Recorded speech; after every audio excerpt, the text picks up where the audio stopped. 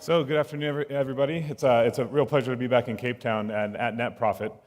It was actually fantastic this morning to hear from Alan and Mitch because I know both of them, number one, but number two, it was interesting to hear them talk about the internet and how do people across the continent try and get connected to the internet.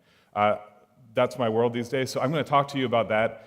Specifically, I'm going to break it into two sections. One's about the business side of it, one's about the technology. And I'll tell a few stories along the way. The first one, I think, is probably the most crazy story that I've heard this year. And it's a story about how do you use the free services that Facebook offers on Facebook's Free Basics or Wikipedia Zero if you want to share files with people. Well, a couple weeks ago, there was a story that there was these guys in Angola that had taken the free Facebook offering, which allows you to do some basic stuff on the Facebook channel and do it on your mobile phone. It's kind of a limited access thing, no imagery generally. And then Wikipedia Zero, where you can browse Wikipedia, you can add to it and do all these kind of things. Well, what they had done is they figured out how they could take images, videos, music files, and embed them into Wikipedia. This is a great article, you should go read it. But they did that, and they did the sharing through a private Facebook group. And I didn't choose their header image, but the idea is that there's a really easy way to do this, and it's behind the scenes about, internet pirates and sharing information. And the truth is that Angolans, probably like Africans across the continent, want access to the whole internet. So while we have this walled garden approach from Facebook or from Wikipedia, it really doesn't answer the question that we need to answer on the continent, which is how do we get open and free access to the internet to everybody? So let's explain a little bit about why that's important. It's not just important that you can share Deadpool movies or listen to Nicki Minaj videos or whatever it is. The most important thing is that you need to have a connection. And the reason why is it's an economic one. So right now we have about 30% of the internet penetration on the continent. And like Alan was saying earlier, a lot of the people who do have access to that don't use it because it's too expensive. Then there's 70% that are not connected. That's, in numerical terms, that's 830 million people. And that's a big gap that we have to fill. Meanwhile, there's a report that came out recently by McKinsey, which talks about the global flow of data. And they made this really interesting point, which is that the global data flow now, for the countries who are mastering it, brings in more GDP value in an economic sense than the global goods transfer. So if you think about it, that's an economy that is being affected by something that's less than 15 years old, is displacing, this part of the economy, this global goods flow that's been around for centuries. And you look at that and you're like, how can that possibly be? If we look at it a little bit closer, they break it down to a connectedness index. You can see that South Africa is the top in Africa at 53, but then it's followed by Nigeria, Egypt, and Kenya, which are way behind. And we have a long way to go. Why does this matter, though? It matters because the thing with the least friction to do is to grow our digital footprint, our digital infrastructure on the continent. Yet, we're sitting here and working on things that, sometimes we're working on things, not all countries are doing it, we're working on things that were important decades ago. So for example, in the past, if you wanted to become a middle-class nation where you have nice roads and you can live in a nice house, you would build a low-cost manufacturing industry and you would get into the global goods trade. It doesn't make sense to do that anymore. That doesn't mean that manufacturing isn't important. It just means it's not as important. And so the most important thing you can do is spend money on digital infrastructure. Now, digital infrastructure is important for this one reason. Without it, we can't get a faster, cheaper, and more reliable internet, and then the entrepreneurs of the world can't get to the customers. And that's an important and salient point, because most of us here who are making use of the internet are doing it because it's available at a cost that is useful for us. But it's not that way for everybody yet. So while the Googles and the Facebooks and the Wikipedias are trying to do something that's good, market forces won't allow them to do something that's right, because it's expensive. Free internet is never free. Somebody pays. And so in this world that we live in now, when you hear the word zero, it doesn't mean free, it means less. And that's what we're giving as the internet to the people across the continent. There's a really interesting story, a funny story that happened last year with my old business partner from Ushahidi, David Kobia. He was visiting, he lives in the States now, he was visiting Kenya, had forgotten to pick up a SIM card when he landed, and went to this Kenyan wedding, middle class, so kind of the normal, everybody's got a cell phone, mostly smartphones. And he doesn't have a SIM card, so he's trying to get connected and just wants to be able to tweet, check email, whatever it is. And the problem is that he goes around and talks to people, and they don't have their 3G turned on. Because so, well, will somebody help me tether? And so people were turning on their 3G just to have him tether it. And so, being the CEO of a company that makes internet connectivity devices for Africa, with a lot of it done with backhaul with wireless, this is an interesting thread to tug on.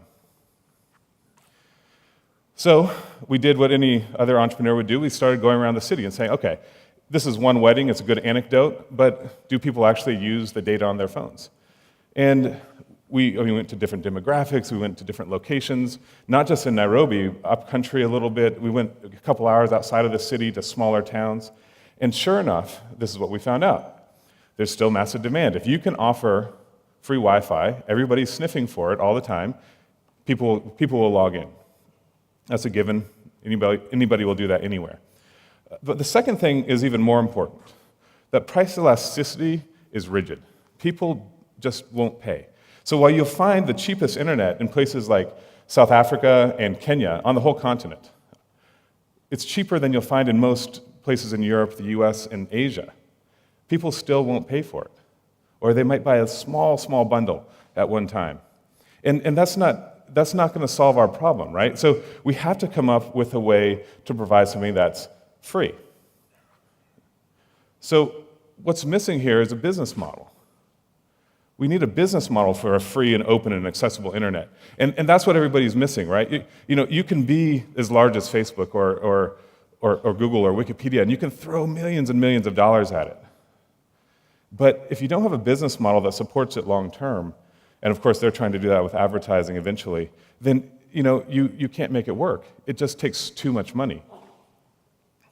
So I want to talk to you a little bit about the technology side. And to do that, I'm going to tell you a little story first about the Battle of Stalingrad. Most of you here know it from your history classes. World War II, one of the biggest battles and most strategic battles of the whole war, is when the Germans and their Axis partners were invading Stalingrad, invading the Soviets. They brought the 6th Army, Panzer Division, and they had air cover provided by the Luftwaffe. Now, the Luftwaffe was well known. They were really fantastic at what they did, which was they would provide such great air cover that they got what's called air superiority, which means once you have air superiority, you don't have to worry about anybody doing anything on the ground during the day because they can't move, they're pinned down. And so that's what happened. The Germans moved in, they pushed the Soviets all the way back to the Volga River, and they couldn't move but at night. So this happened between August of 1942 and it ended in about February 1943. And what happened was, by the time October rolled around, they had air superiority and the Soviets couldn't do anything. It took them another month and a half before they built up enough ground forces. They were able to take out a strategic army or air force base of the Germans on the ground and take out a number of airplanes, and then did a pincer movement around the whole German army and boxed them in. About 2 months later, they're starved and they're beaten and they give up, and that battle is over. What's the lesson here? The lesson here is this. All right, thank you. Air superiority is not enough. Now, if you have a land battle, it's obviously much nicer to have air support, but you cannot win a ground war with air support alone. It's not enough to do it. You have to have ground forces. And I think that's a really important point for us as we're looking at the internet, in Africa. Because if you want to look at what's happening, we have the Facebooks of the world are working on things like Project Aquila. It's this drone-based internet delivery network that'll cover the 10% of the world's population that are most least likely to get the internet. At the same time, we have Google's Project Loon, and they also have Project Titan, which is their drone delivery of internet. Project Loon is actually quite far along and is working pretty decently well in some parts of the world as a test. Meanwhile, SpaceX is building a constellation of satellites to provide the internet all over the world, globally, and of course Google and Facebook have their satellite projects as well. And this is all good. I'm actually a huge fan of it.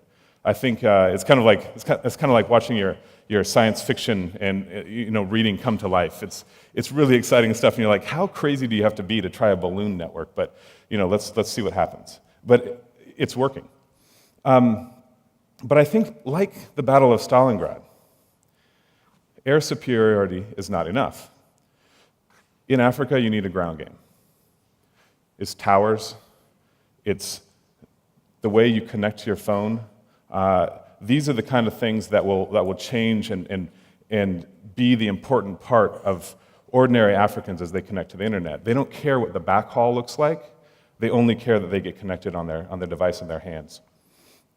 So, we have a problem, though, because currently in Africa, if you want to have a ground game, you have 54 countries, which means 54 regulatory bodies.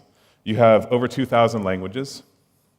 You have these sparsely populated regions of the continent that have very few people in them, or they're spread out at great distances. We have a harsh climate, harsh conditions all across the continent, where you can be dealing with dust and rain, heat, cold. It really is just so different everywhere you go.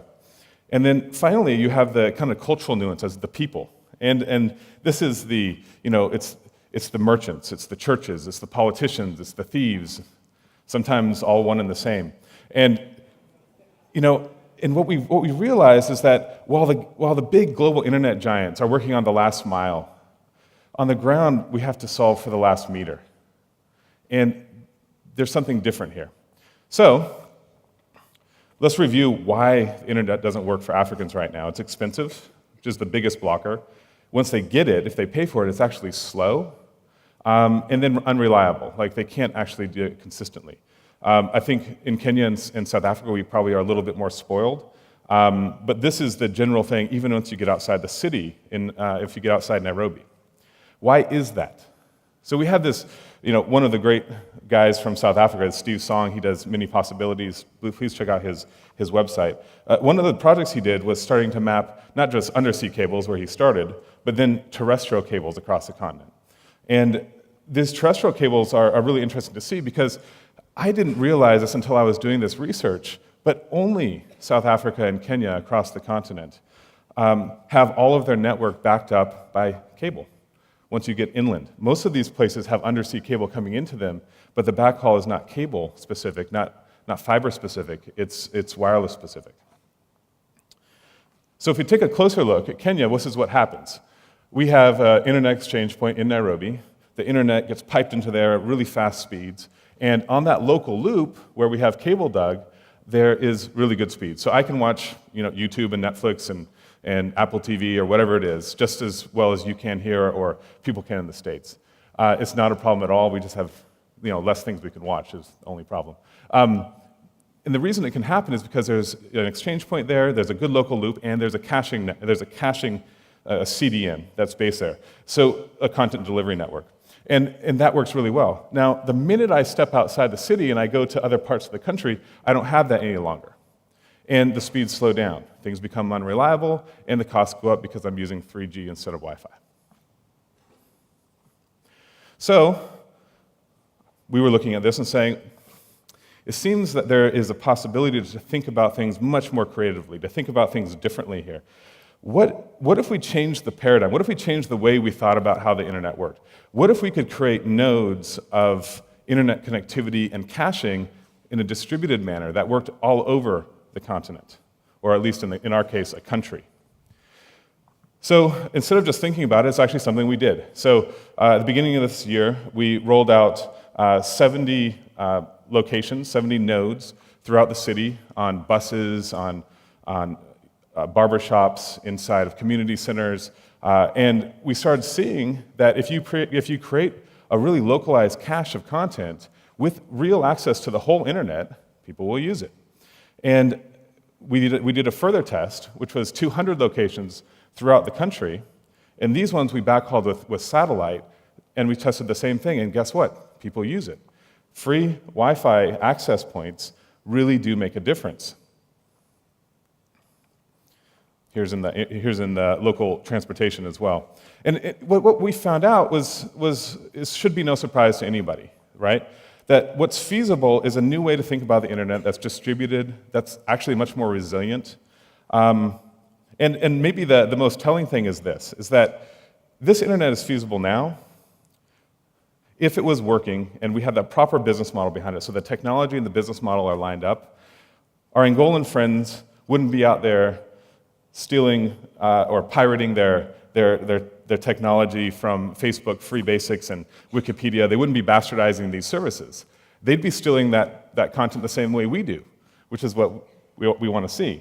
The truth is, if you want to win the internet battle in Africa, you have to have a ground game, and it's going to be those nodes, those points. Now, we might have one theory on it, other people have theirs, but the ground game is the most important thing in Africa, and it's the hardest thing. So I'm hugely excited to see that we're doing something interesting. I'm hugely excited to see the Project Isizwe's of the world as well. And I think that we're about 2 years away, at most, from a chance to see a model proliferate across the continent where anybody will have access to free Wi-Fi and the whole internet at one go. Thank you very much.